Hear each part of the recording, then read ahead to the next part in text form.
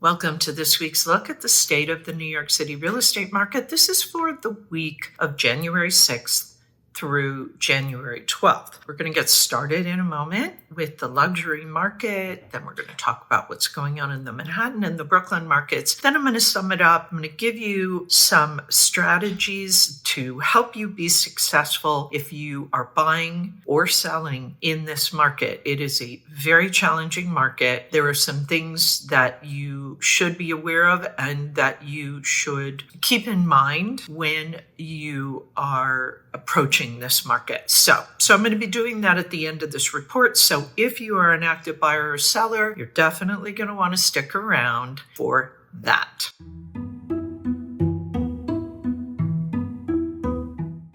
Okay, so luxury market. There were 25 contracts signed in the luxury market last week. That is 5 more than the previous week. And we are continuing to see this luxury market marching right along. It continued through the end of 2024. We had just a slight little, maybe slight pullback over the holidays, but otherwise we continued to see very nice activity in that 4 million plus market. The number one contract for last week was Penthouse 54 at 277 Fifth Avenue. It was asking 20 million. It was reduced from 23 million when the building began their sales back in 2017. This condo has a little over 4,500 square feet. It includes 4 bedrooms, 4.5 bathrooms, and it has 760 square foot loggia off the dining room, kitchen, and one of the bedrooms. It has a 36-foot great room with 14-foot ceilings, and this unit has views of the city in all directions. The amenities in the building include doorman, fitness center, children's playroom, landscape terrace, and an entertainment lounge. The number 2 contract was a townhouse at 160 East 83rd Street. It was asking $17.5 million. It was reduced from $18.5 million when it was listed back in June of 2023. It is 5 stories. It is 18 feet wide. It has 8,000 square feet. It includes 5 bedrooms and 6.5 bathrooms, 5 gas fireplaces, and an elevator. This house has a 54-foot wide garden with an extension built above it that features an interior gym and basketball court. Total weekly asking price sales volume, $219,005,980. Average asking price, $8,760,239. Average discount from original ask to last asking price, 10%. And average days on the market, 899. That's it for the luxury market report for last week. If you have any questions at all, please post them below. As always, you can reach out to me at Sotheby's. We're going to move on now. We're going to take a look at what's going on in Manhattan and Brooklyn. And then, as promised, I am going to be wrapping this up, giving you some additional information as well as some strategies that will be especially helpful to those who are actively buying or selling in this market or thinking about it as we approach the spring market.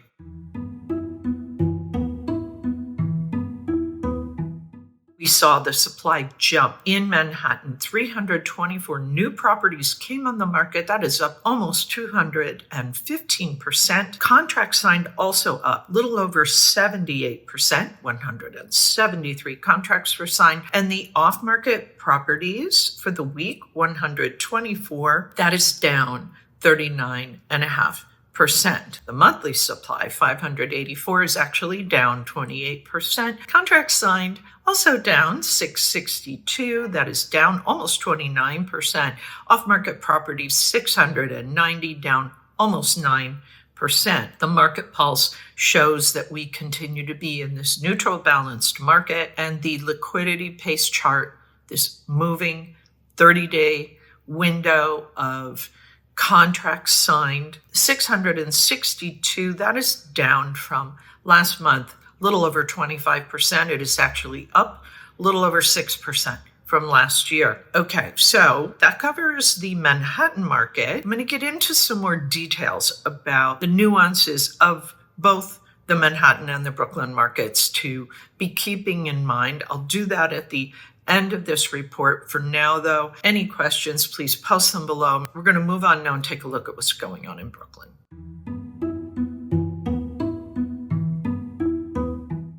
The supply for the week in Brooklyn up 196 new listings came on the market. That is up 113%. Contracts signed 102. That is up 29%. And off-market properties 61, down a little over 60% for the week. For the month, we are seeing the supply at 459, down almost 19%. Contracts signed 403, that's down a little over 34%. Off-market properties rose almost 23% at 362. As with Manhattan, we continue to see a neutral balanced market. In Brooklyn, this market pulse is not really changing that much for either of those two markets. And the liquidity pace chart, the 30-day moving window of contract activity in Brooklyn, for the week, 403. That is down a little over 31% for the month, down almost 2% from last year. So that is it for the Brooklyn market for last week.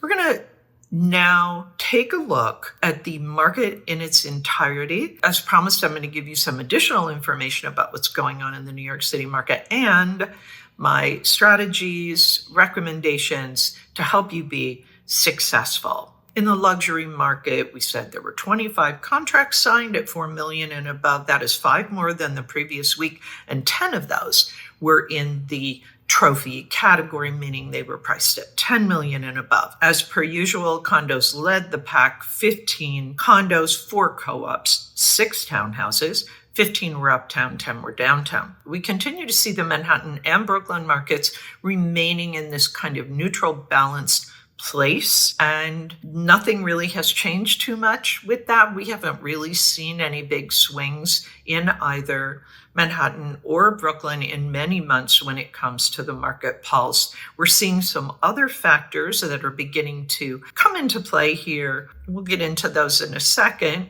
For now, the supply is about 5,271. Brooklyn supply, 2,752. Pending sales total, about 3,000, just shy of 3,000. In Brooklyn, just shy of about 1,900. So we continue to see this kind of steady contract activity, and we'll probably begin to see these numbers, the contract numbers, begin to rise as we move towards the spring season. How far they'll go, hard to say, but we should be seeing more contract activity in the coming weeks. Off-market properties total 4,400 approximately for Manhattan, a little over 1,900 for Brooklyn. It may be that we start to see some of those coming back on the market as we get closer to the spring market in about, 6 weeks, something like that. One thing to be aware of, it has to do with days on market, because days on market affects the price, the selling price.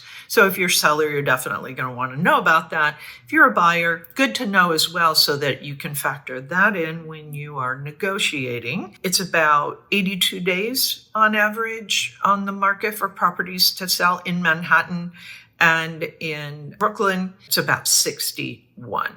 So, you've heard me say that there's the least discount off the price to the asking price, and you make the most money when you're a seller if you can get your deal done in the first 30 days. So you can see on average most of these properties are not getting their deals done that quickly, so likely they've had to take some kind of discount. Perhaps their asking price was just a little too high, because we can see that the buyers are still in the market and there will be more coming. So if you're a seller, you're definitely going to want to keep the days on market discount in mind so that you can avoid that if at all possible. The liquidity pace, this 30-day moving window, as I said, about 700 for Manhattan and about 427 for the last 30 days in Brooklyn of contracts signed. Okay. So I want to share some additional charts with you because there are macro factors that have an impact on the New York City market. The feds are now saying they're going to hold off on any more of their rate cuts until about June. Who knows if they'll actually do it? Who knows by how much? That's always changing. What we're seeing is that mortgage rates have been kind of steadily creeping back up. We continue to see a lot of contract activity, though, decent contract activity. So are the mortgage rates truly playing a big role in this market as a factor? Very likely in certain price points. In other price points, we're seeing a lot of cash purchases. So those mortgage rates aren't really having an impact. So I just want to share these charts with you. I don't really want to get too much into the weeds about mortgages because it's not really my area of specialization. Let's just give it to you this way. I'm just sharing these charts with you. You can look at them, study them, ask me questions if you want to about them, or ask your mortgage broker about them because they'll likely be able to give you even more details than I. So you have these mortgage charts. They're a little different because one addresses the Manhattan market, one addresses the Brooklyn market, and the impact that these mortgage rates are having on the market, if any. My point is this: the mortgage rates are kind of repricing now, right? In response to the Fed news. This is the macro factor that I was referencing. And really what I'm trying to say is we are not expecting rates to come down anytime soon. So you may just, if you're a buyer or seller, just be aware of that and be aware that that's kind of what you're working with. And depending on your price point, it will have perhaps a greater effect on some than others, depending on whether they're financing or paying cash. Okay, so what does this all mean?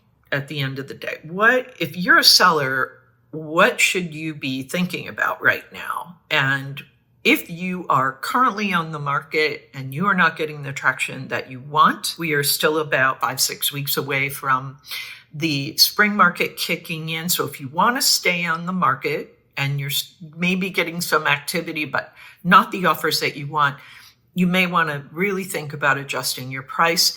Perhaps you want to get your deal done before more inventory comes on the market, because at that point, you will be old news and all these other new properties are going to very likely get the attention of the buyers unless you do something like adjust your asking price. So, neutral market, you want to be on target with what the market will bear with your asking price. That will get buyers in the door, get them interested in your property, hopefully choosing your property over all others and making you offers. If you're not on the market and you don't need to do something immediately and you can kind of hold off and wait for another 5-6 weeks till it's a more optimal time to list, then I would recommend that you be getting your ducks in a row. Make sure that your property is ready, is photo ready, that you've done all your editing, repairs, painting if you need to do it, and that you get your photos,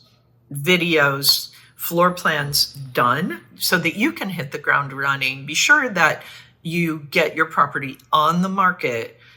I would say don't wait longer than the middle of March, sometime end of February, beginning not later than middle of March. Buyers, you have very good leverage right now with those properties that have been sitting on the market. Anything over 120 days where you're seeing price adjustments, those could be some very good opportunities for you. Or you can wait. You can wait until the new inventory, as it continues to come on the market, perhaps you'll find something that you like then. But do keep in mind, if it has just come on the market and if you have more competition, more buyers in the market as we move into the spring market in another 5-6 weeks, you may not have very much leverage. And in fact, you may not see very big discounts for those properties new to the market. And you may have competition for them as well. So if you want value, leverage, that sort of thing, try to get your deal done in the next, before all this gets started for the spring, kind of a moment in time. And it will depend very much on whether you find something that you love and that you want to buy. Okay, I think that's a good amount of information for this week. As always, my thanks to the Olshan Luxury Report and to Urban Digs. The work they do helps me to help you to make great decisions. And as always, I will be back next week with the very latest news on what is happening in the New York City real estate market. In the meantime, take care.